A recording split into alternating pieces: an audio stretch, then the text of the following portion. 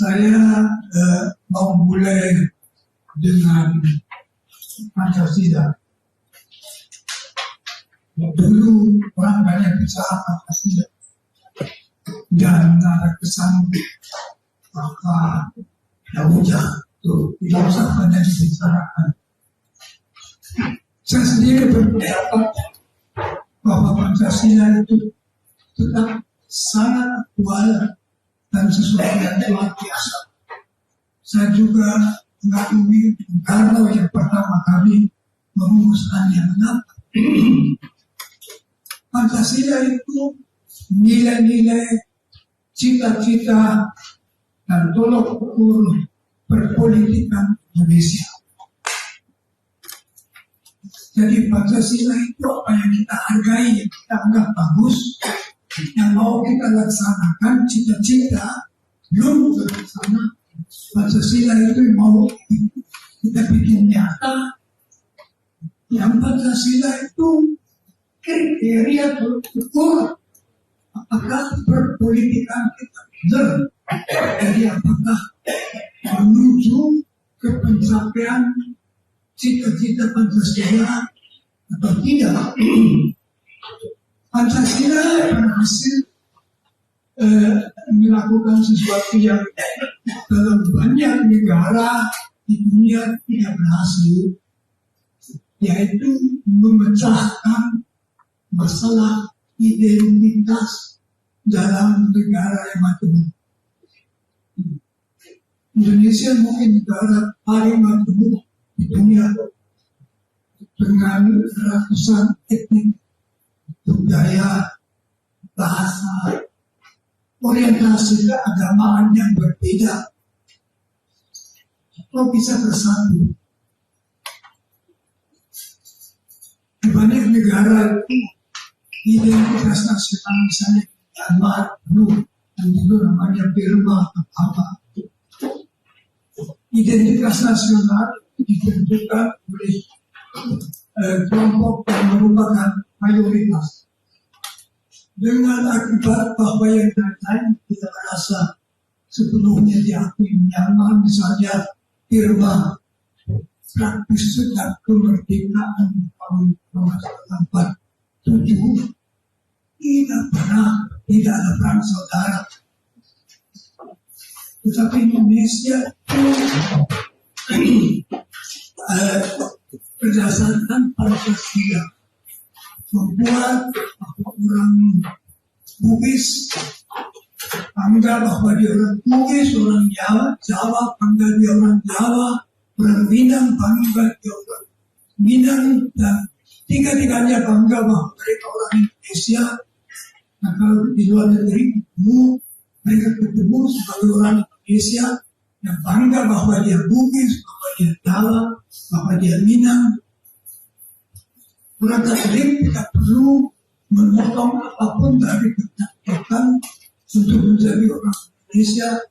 Orang Islam tidak perlu memulai keislamannya menjadi orang Indonesia. Suatu prestasi yang luar biasa yang perlu dipertahankan. Indonesia jelas sekali kalau dilihat peta di improvisasi ternyata dan hasil bersatu akhir tahun 20-an kita masih ingat, kita takut karena Indonesia mengalami seperti Uni Soviet atau seperti Yugoslavia akan pecah. Tidak pecah. Itu Indonesia juga lain. Indonesia itu republik. Para founding fathers memilih republik untuk menyatakan Indonesia itu hasil perjuangan rakyat. Mereka tidak ingin suatu monarki, raja, sultan, dan sebagainya.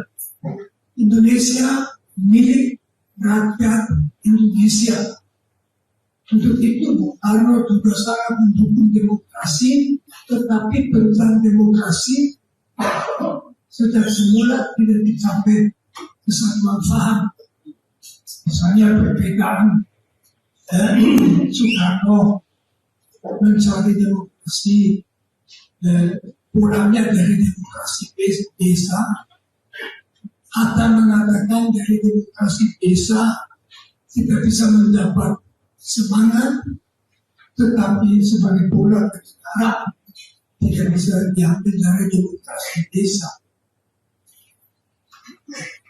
Reformasi akhirnya berhasil, sesuatu yang saya anggap luar biasa, memasukkan demokrasi dan hak asasi manusia ke dalam undang-undang dasar, itu pun atas dasar Pancasila. Dan menurut saya juga merupakan suatu kemajuan yang besar. Kalau sekarang kita mengalami krisis, maka seperti tadi Mas Dismono sudah mengatakannya, ada yang tidak berhasil waktu reformasi, yaitu menjalankan berantas KKN. KKN tidak diberantas apa namanya, korupsi dan nepotisme, hanya disingkirkan ke samping. Dan lama-lama regulasi yang dulu ada dalam bentuk yang berbeda muncul lagi. Maka kita dengan saya juga mengalami suatu krisis yang serius.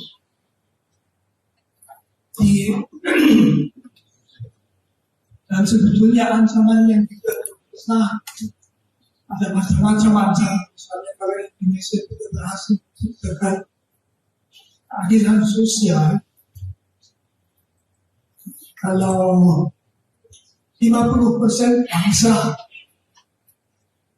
berpendapat, bukan berpendapat, 50% bangsa belum betul-betul sejahtera, belum betul-betul aman kehidupannya. Sebetulnya tidak perlu heran kalau mereka berpendapat sesudah 80 tahun Pancasila kami belum juga sejahtera, cari ideologi yang lain. Tapi masalah yang terbesar sekarang itu adalah seperti tadi sudah dikatakan bahwa menyedihkan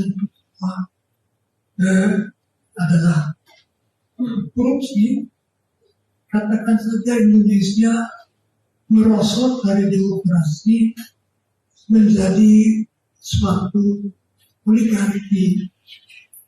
Contohnya bagi saya selalu DPR. DPR itu singkatan dari Dewan Perwakilan. Tapi apakah DPR adalah pilihan? Dalam misalnya debat kritik macam-macam tahun sebelum pemilihan umum DPR,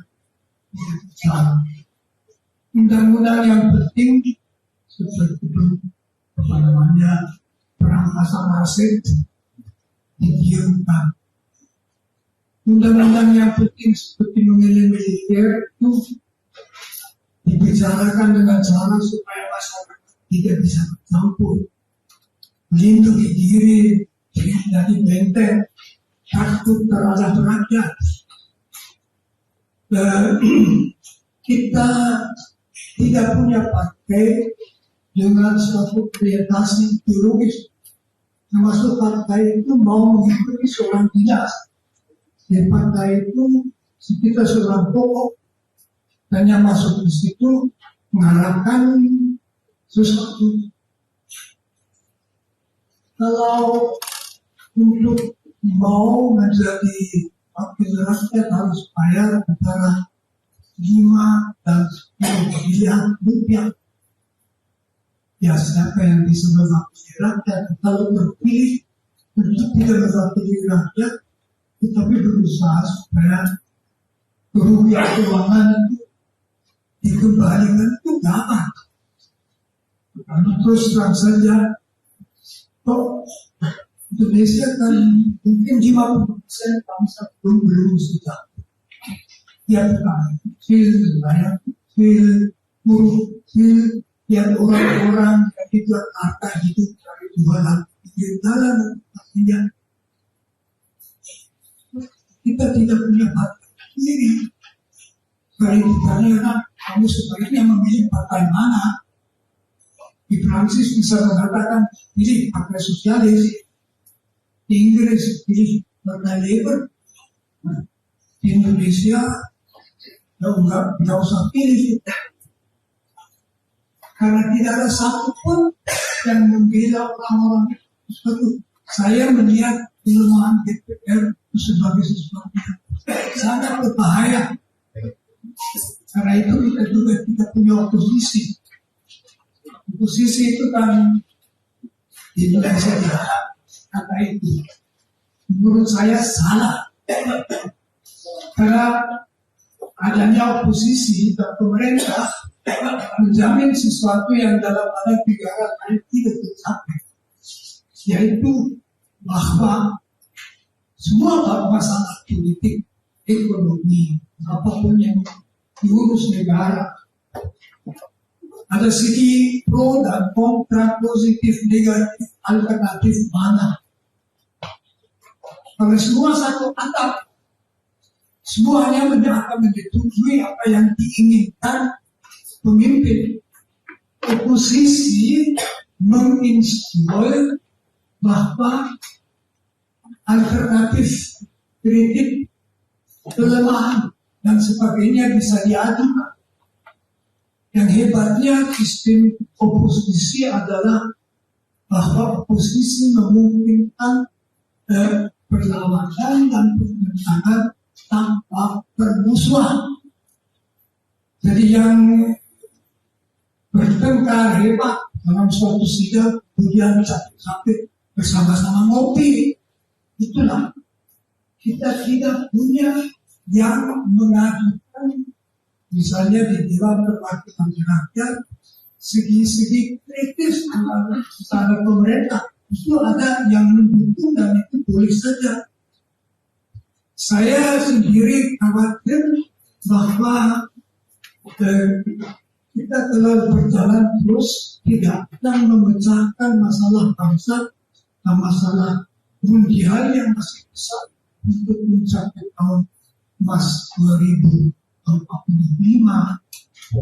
Indonesia malah terancam kalau tidak berhasil mewujudkan keadilan sosial, dalam arti bahwa semua bangsa merasa happy. Kami di Indonesia happy di bawah pemerintah masing-masing, punya harapan ke depan, happy karena punya harapan ke depan. Saya sendiri sebetulnya hanya melihat 2 prinsip, dua pola kenegaraan yang positif dan punya masalah. Yang satu itu tetap demokrasi, yang satu itu yang saya sebut Xi Jinping ini sudah Cina, model Cina tadi disebut model Deng Xiaoping yang membuat sesuatu yang seluruh partai komunis Soviet tidak berhasil, yaitu partai komunis Soviet semua berfokus pada pemegang kekuasaan dan untuk itu mencurahkan darah banyak sekali. Apakah ini Stalin, Lenin, Mao Zedong. Deng Xiaoping menemukan sesuatu yang luar biasa, kekuasaan partai komunis tetapi rakyat harus merasa senang, mantap. Maka dari itu membuka ekonomi terhadap pasar. Kita beraksi dalam waktu 10 tahun mengangkat 800 juta orang dari kemiskinan. Itu sesuatu yang luar biasa. Tapi saya kira model Xi Jinping itu tidak cocok untuk kita. Kita tidak punya partai seperti itu, sebaiknya tidak punya. Karena kelemahan model itu adalah siapa yang bisa mencegah bahwa Xi Jinping di hari tua menjadi seperti Mao Zedong yang lalu mengorbankan orang. Saya hanya mau menunjukkan itu. Saya sudah ngomong berapa lama? Masih 5 menit ya. Jadi lalu yang menjadi harapan di Indonesia apa? Saya berpendapat amat penting kita membela yang sampai sekarang masih jalan, yaitu kebebasan demokratis, civil society, kebebasan menyatakan pendapat, kebebasan mengkritik, kebebasan untuk berkumpul, kebebasan untuk membentuk serikat dan sebagainya. Ini kebebasan yang di luar sistem politik, karena sistem politik sekarang yang kita bisa mengharapkan dari kepemimpinannya suatu perbaikan. Saya tidak tahu itu biasanya suatu harapan yang percuma. Jadi kita perlu dalam masyarakat bicara seperti ini. Ada mahasiswa, ada LSM, ada konferensi rektor, ada juga dari agama-agama.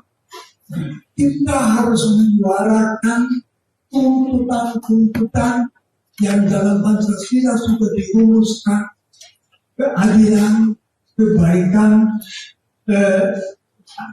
dan pemberantasan korupsi. Bagaimana itu angkat saya tidak mampu membuat usul. Ini saja dari saya.